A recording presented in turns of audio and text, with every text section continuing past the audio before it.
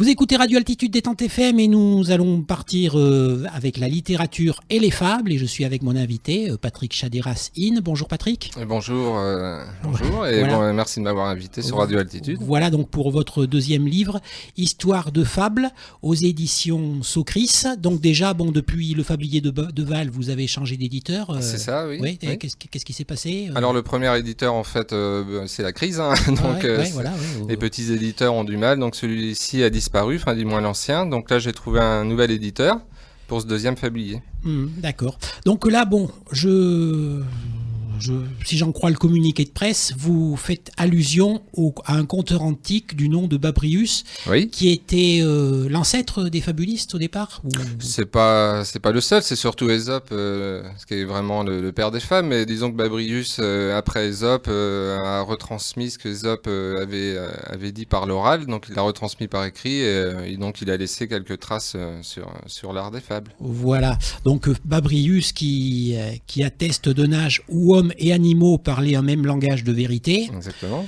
Puis ensuite, on avance dans le temps, l'âge du mensonge est arrivé. C'est ça. Puis ça continue un petit peu, on va dire. Bah oui, depuis. Et, voilà. La fable jugée innocente pour certains, ne prenant pas le temps de bien lire ou de comprendre. D'où votre démarche ou celle du fabuliste en général, en fait. C'est ça, c'est écrire une fable. En fait, la fable, la nature de la fable, c'est entre vérité et mensonge, vu que toutes les vérités ne sont pas bonnes à dire, ou les gens ont peur de la vérité. Donc la fable, sous des airs un peu innocents ou comme ça légers, en fait, derrière la lecture, trahit toujours une vérité ou quelque chose, un enseignement, quelque chose de bon sens. D'accord. Donc 215 pages pour ce livre, oui. 93 fables. Toujours, oui. Voilà, donc le début du travail, donc après le premier livre, pas nécessairement, parce que vous aviez des fables... C'était dans la continuité, mais il y a aussi eu un apport de nouvelles fables, bien sûr, des hommages, et surtout un travail par rapport au premier, Le Fablier de Val, qui était classique. Celui-là était écrit plus dans le sens de pouvoir, à l'oralité, de pouvoir narrer les fables à voix haute. Oui. Alors dans ce livre, vous l'aviez dit, hommage aux fabulistes comme La Fontaine ou Marie de France, entre autres, et d'autres fabulistes. Clarisse de Florian, par exemple. Oui. Donc, vous associez les animaux entre eux, les hommes, les animaux, la végétation. Exactement. Les objets. Même. Voilà. Donc, mais à chaque fois, vos fables reflètent la vie courante. C'est ce qui vous inspire, en fait. Bah voilà. Parce qu'on n'est plus à une époque où on peut dénoncer le roi comme il fallait dénoncer le roi sous des animaux, etc. Tandis qu'à notre époque, ce qui m'intéresse le plus, c'est plutôt nos propres paradoxes, le monde du quotidien, comment on réfléchit, quand on se ment à soi-même. Alors j'essaye de jouer avec ça. D'accord. On va un peu dévoiler quelques fables. Dans quelques instants, on va retrouver une petite pause musicale. Alors justement, Georges Brassens, un poète fabuliste un peu dans son genre. Un petit peu fabuliste, oui. Donc on va écouter Georges Brassens avec Les sabots d'Hélène. On revient tout de suite. Les sabots d'Hélène étaient tout crottés. Les trois capitaines l'auraient appelée vilaine. Et la pauvre Hélène était comme une âme en peine. Ne cherche plus longtemps de fontaine. Toi qui as besoin d'eau, ne cherche plus aux larmes d'Hélène, va t'en remplir ton seau. Moi j'ai pris la peine de les déchausser, les sabots d'Hélène, moi qui ne suis pas capitaine, et j'ai vu ma peine bien récompensée dans les sabots de la pauvre Hélène, dans ses sabots crottés. Moi j'ai trouvé les pieds d'une reine et je les ai gardés. Son jupon de laine était tout mité. Les trois capitaines l'auraient appelée vilaine. Et la pauvre Hélène était comme une âme en peine. Ne cherche plus longtemps de fontaine. Toi qui as besoin d'eau, ne cherche plus aux larmes d'Hélène, va t'en remplir ton seau. Moi j'ai pris la peine de le retrousser, le jupon d'Hélène, moi qui ne suis pas capitaine, et j'ai vu ma peine bien récompensée sous le jupon de la pauvre Hélène, sous son jupon mité. moi j'ai trouvé des jambes de reine et je les ai gardées. Et le cœur d'Hélène ne savait pas chanter.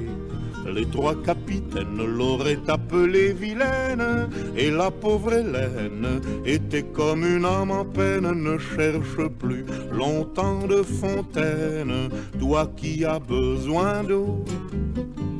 Ne cherche plus aux larmes d'Hélène, va t'en remplir ton seau. Moi j'ai pris la peine de m'y arrêter dans le cœur d'Hélène, moi qui ne suis pas capitaine, et j'ai vu ma peine bien récompensée. Et dans le cœur de la pauvre Hélène qui avait jamais chanté, moi j'ai trouvé l'amour d'une reine et moi je l'ai gardé. Voilà, donc c'était Georges Brassens avec Les Sabots d'Hélène. Nous restons dans la poésie et puis dans les fables, donc avec Patrick Chaderas-In, dit Val, donc le fabuliste. Oui, voilà.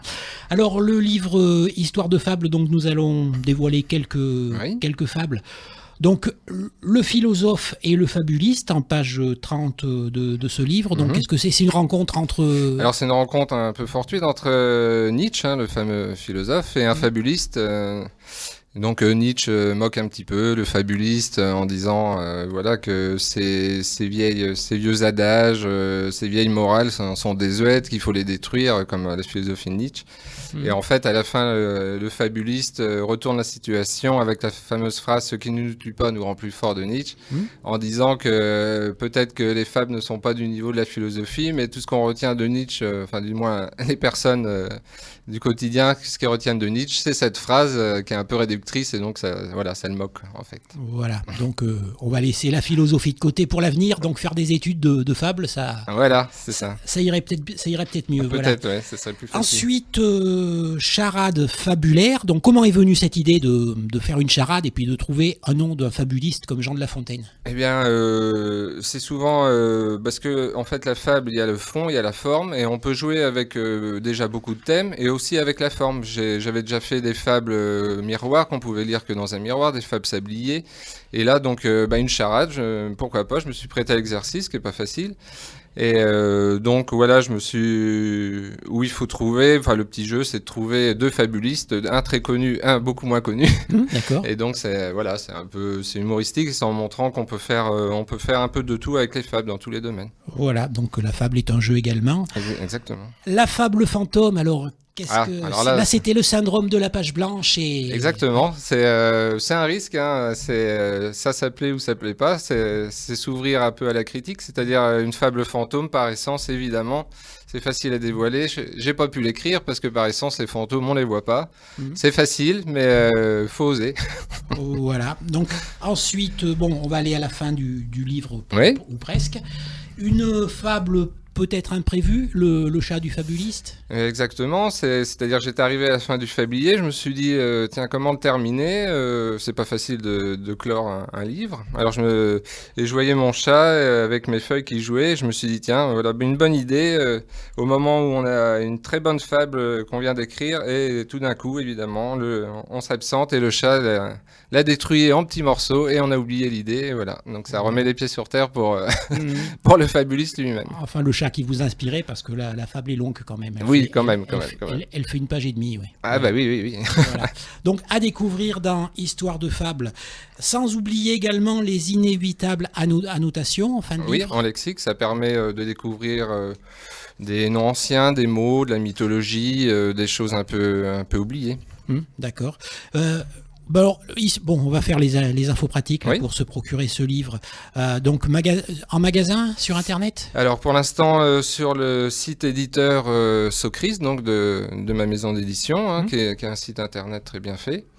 Et puis après, on peut le retrouver ou directement sur mes sites en tapant mon nom, en me contactant. Oui. Ou sinon, lors de mes dédicaces, des salons, etc. Voilà, justement, les rencontres dédicaces, les prochaines, elles ont... Donc j'en ai une le 11 août à Promsat, une dédicace. Il y aura pour l'instant en novembre à Histoire. Et pour ceux qui... Là, ça sera plus loin, ça sera à La Baule au mois de décembre. Donc ça sera un gros salon de la Baule où il y aura mon éditeur. Ah oui, un week-end complet là-bas. Ah oui, un long week-end, un week-end important. Donc voilà, donc pour l'instant c'est l'actualité, mais il y aura encore d'autres actualités, dont une dédicace à nos racines d'Auvergne, à la librairie à Clermont-Ferrand, mais qui n'est pas encore fixée. Petite question qui me vient comme ça, est-ce que, enfin peut-être pas vous, mais est-ce que votre éditeur a peut-être démarché dans le milieu scolaire pour mais là c'est sûr que c'est une grande ambition. Si un jour, vu qu'on est en pleine réforme de la morale selon Monsieur Payon, qui veut remettre la morale au goût du jour, donc j'espère pourquoi pas que l'éducation s'intéressera aux fables et peut-être à l'avenir sera intéressé par mes livres. Voilà, peut-être envoyer un exemplaire de chaque livre à Monsieur Vincent Payon, le ministre de l'Éducation. Voilà. Et qui sait, peut-être vous deviendrez célèbre. Oula, dans quelques siècles. Allez, un autre livre en préparation, vous m'aviez dit ? Oui, donc un troisième, peut-être prévu fin de l'année, début de l'année prochaine, qui s'appellera Drôles de fables, où je me mettrai en scène des fables drôles et des drôles de fables, et surtout des uluberlus pour en rire.